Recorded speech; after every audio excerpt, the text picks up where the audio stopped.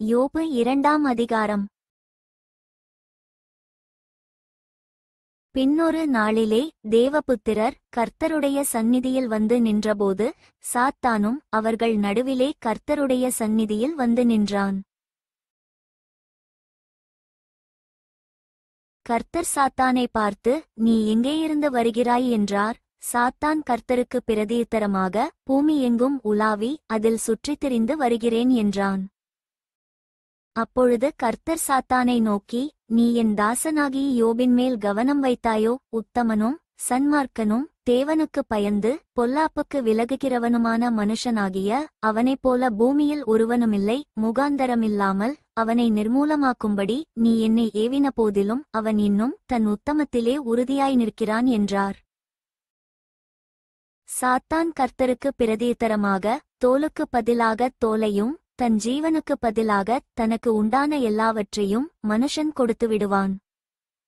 ஆனாலும் நீர் உம்முடைய கையை நீட்டி அவன் எலும்பையும் அவன் மாம்சத்தையும் தொடுவீரானால் அப்பொழுது அவன் உமது முகத்துக்கு எதிரே உம்மை தூஷிக்கானோ பாரும் என்றான். அப்பொழுது கர்த்தர் சாத்தானை நோக்கி, இதோ அவன் உன் கையிலிருக்கிறான், ஆகிலும் அவன் பிராணனை மாத்திரம் தப்பவிடு என்றார்.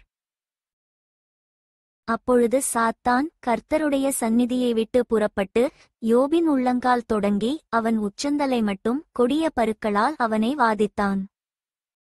அவன் ஒரு ஓட்டை எடுத்து தன்னை சுரண்டிக் கொண்டு சாம்பலில் உட்கார்ந்தான்.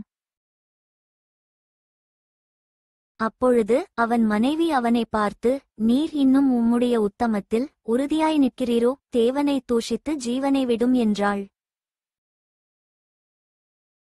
அதற்கு அவன், நீ பைத்தியக்காரி, பேசுகிறது போல பேசுகிறாய். தேவன் கையிலே நன்மையை பெற்ற நாம் தீமையையும் பெறவேண்டாமோ என்றான்.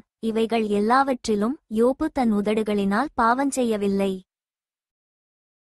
யோபுடைய 3 சிநேகிதராகிய தேமானியனான எலிப்பாசும் சூக்கியனான பில்தாதும் நாகமாத்தியனான சோப்பாரும் யோபுக்கு நேரிட்ட தீமைகள் யாவையும் கேள்விப்பட்டபோது அவனுக்காக பரிதபிக்கவும் அவனுக்கு ஆறுதல் சொல்லவும் ஒருவரோடே ஒருவர் யோசனை பண்ணிக்கொண்டு அவரவர் தங்கள் ஸ்தலங்களிலிருந்து வந்தார்கள்.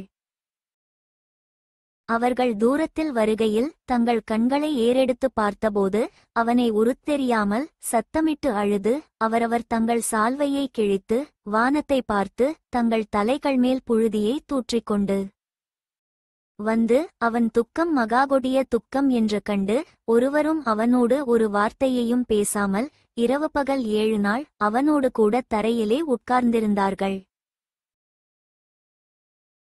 For more videos, subscribe and like my channel.